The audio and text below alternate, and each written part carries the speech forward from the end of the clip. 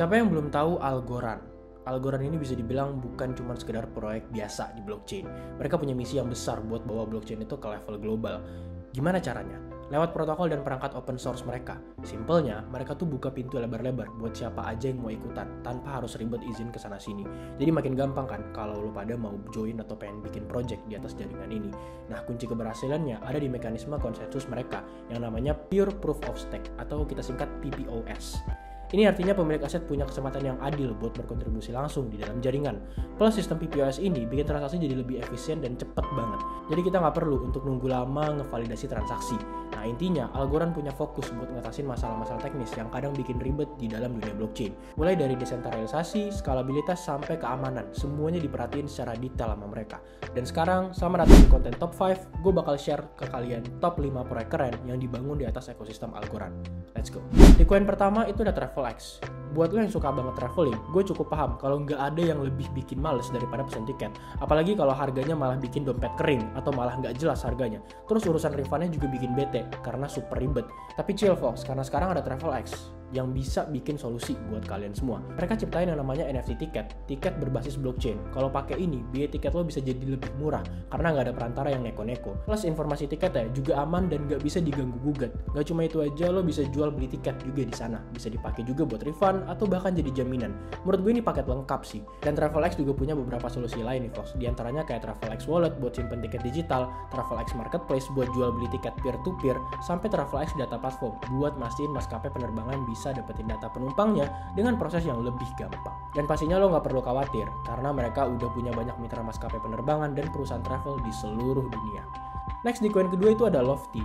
Lofty ini kayak solusi buat lo yang pengen ikutan main di bisnis properti tapi belum punya modal yang gede. Simpelnya, Lofty ini ngebuat aset real estate tapi asetnya dipecah-pecah jadi token-token yang kecil. Jadi lo bisa beli dengan jumlah yang lebih kecil juga. Plus karena pakai blockchain, semua info soal properti kayak lokasi, nilai, sampai pendapatan sewanya bisa diakses sama siapa aja dan transparansinya 100%. Sejauh ini Lofty udah sukses banget nih dengan lebih dari 100 juta US dollar investasi dari para investor. Oke, kita lanjut di koin ketiga, itu ada Hesapay. Hesapay, perusahaan fintech yang beroperasi di Afghanistan. Tapi, listen up dulu, denger dulu. Mereka bukan cuma sekedar fintech biasa nih. Misi mereka adalah bikin layanan keuangan digital jadi gampang diakses bahkan di daerah-daerah yang infrastrukturnya terbatas. Pertanyaannya adalah, emang apa aja sih fitur-fitur yang mereka tawarin?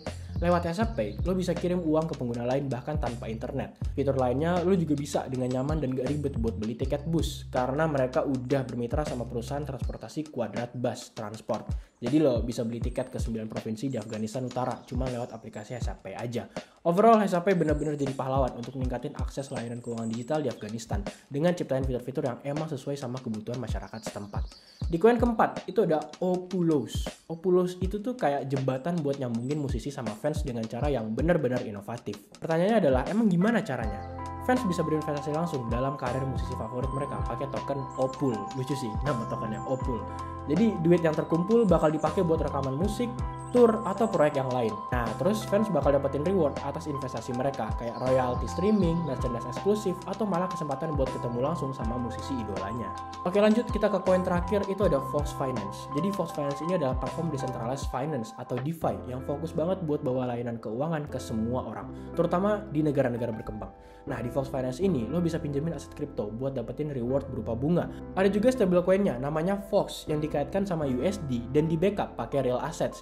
Terus mereka juga pakai decentralized exchange liquidity pool buat bantu transaksi aset kripto. Dan yang paling keren, Fox Finance ini dikelola oleh komunitas lewat Decentralized Autonomous Organization atau DAO.